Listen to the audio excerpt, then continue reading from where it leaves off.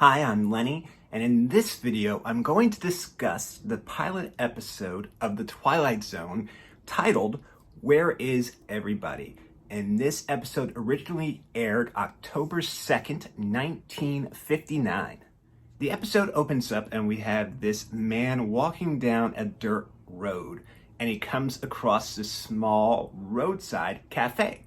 He goes inside the cafe, there's a jukebox playing some music, but there's no guest inside. Coffee on the stove, it's percolating, it's getting ready to go, and our guy in the one-piece jumpsuit can't find anyone. Our man is hungry, he's getting hangry, he wants to eat some food. Our man has a monologue with himself stating that he doesn't recall waking up this morning, and he just remembers being on the road, and he doesn't recall his name, and he doesn't recall who he is.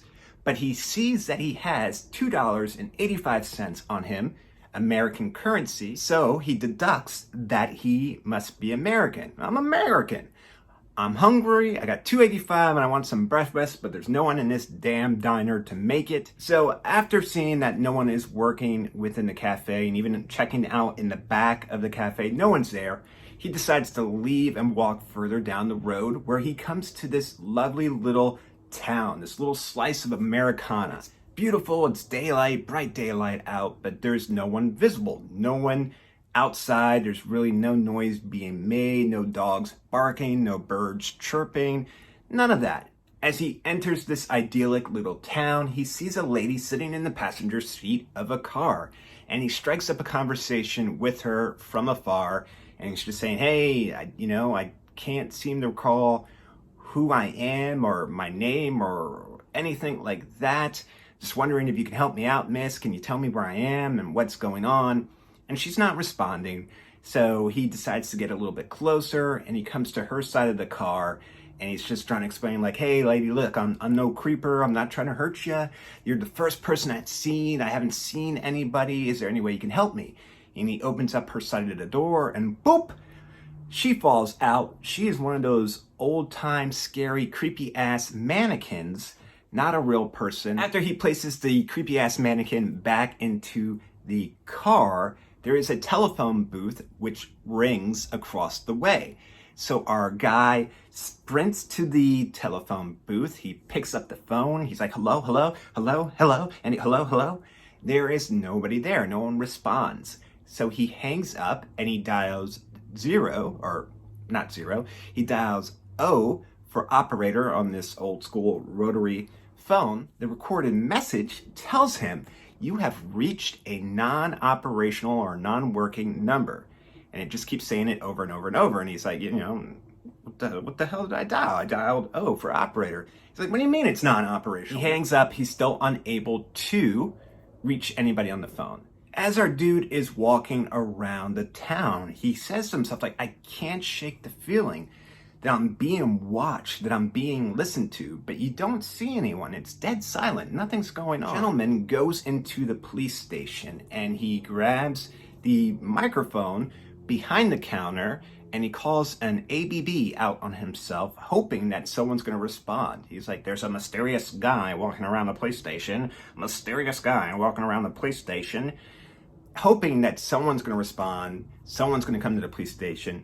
Nothing happens. But while he's there, he comes across a cigar that was just recently lit. So somebody has to be around here. What? Who lit the cigar? Cigars just don't light themselves. Upon further inspection of the police station, he goes back to the area that has the prison cells. All the prison cells are empty. There's not one person in there. There's no one even drunk sleeping it off. There's no hobo in there. Nothing. But there is a sink in one of the cells, and all the doors are open. There is a sink running with someone who is preparing a fresh shave. As our guy is looking at the sink, he sees the shadow of the cell that he's in. The cell door's about to close, and he's freaking out. I'm not gonna get locked in here. Sprints out of the police station, running across the town square, and comes up directly to the camera, and he says, hey, where is everybody? Which is the title of our episode. Our nameless guy who doesn't know what's going on decides to go into the drugstore and he fixes himself an ice cream sundae. Another monologue saying this just has to be a bad dream and he just wants to wake up. He's had enough of it, want to wake up now. And as he's meandering through the drugstore, he comes to some of those spinning book racks. And on one of the racks, or actually on many of the racks, the book that's on there is titled The Last Man on Earth. It's starting to become twilight now, and the lights come on. And the lights come on the marquee of the theater. And he decides to go in there and see what's going on. The movie poster for the film that's playing is called Battle Hymn.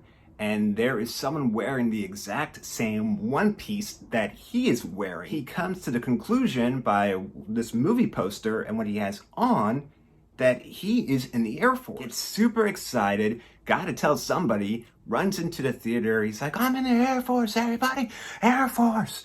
I'm in the Air Force. Air Force. No one's around, no one hears him. Goes inside the theater where he sits down, and all of a sudden, the lights dim within the theater and the film begins to play. And he runs to the projector in the projector room. He's looking in, he's trying to figure out who the hell started the film. Who's in here? Who started the film? No one's in the projector room. He decides to run out of the theater. As he's running, he actually runs right into a mirror, runs into himself. He is straight up spooked. He is freaking out. He's running around the town. It's dark now. He doesn't know where he is. And he gets to a crosswalk where when we're about to cross the street, you hit the button because you want it to change. And he's jamming on this button. He's hugging on the pole. And he's like, somebody please help me. Someone please, please, please help me. Someone please. And we transition from that shot to him being inside some kind of small box. And we see these military gentlemen watching him within another area as he's inside this small box jamming on this button. Military personnel says, that's it, time it. And we see that our gentleman inside, our nameless gentleman, is all wired up. You got electrodes going on. You can see that, people are taking readings. And the military personnel opens up this very, very small box and they take him out. We learn the revelation of this episode is that this gentleman is preparing for a trip to the moon. This dude was in this isolation chamber for 484 hours, which equals basically 2.5 weeks. 2.5 weeks time would give them a trip to the moon, about 2 orbits, and a return trip back. This is what the simulation was for, preparing for us to go to the moon for space exploration. Our guy just started having delusions. After 2.5 weeks of isolation, his brain just snapped and just formed this false reality for itself to kind of help himself through. We hear one of the military personnel explaining how we're able to pump air in to breathe and food supplements to eat and film and entertainment. One thing that they have not learned is how to simulate a human's need for companionship. As they're leading our nameless guy out on a stretcher and he's looking up at the moon, he tells the moon, don't go anywhere. We're gonna be there soon, so don't you go anywhere. And our guy is going to have to face this for real all over again at some point. If I was to rate this episode on a scale of 1 to 10, 10 being the absolute best, gets a 10. It's the perfect episode. It's the perfect example and setting of what this series, what the Twilight Zone will be. We have now come to the interactive part of this video. If you believe that this video is worthy of a thumbs up, please do so. And if you enjoyed this video and you would like to see other videos like it, all you have to do is hit the YouTube logo down in the corner and you'll subscribe to the channel and get a notification anytime I upload a new video. As always, I want to say thank you so much for watching this video. Thank you for your time and thank you for allowing me the opportunity to talk about these things that I'm passionate about. Thank you so much. Please be safe, Be careful, and I'll talk to you soon.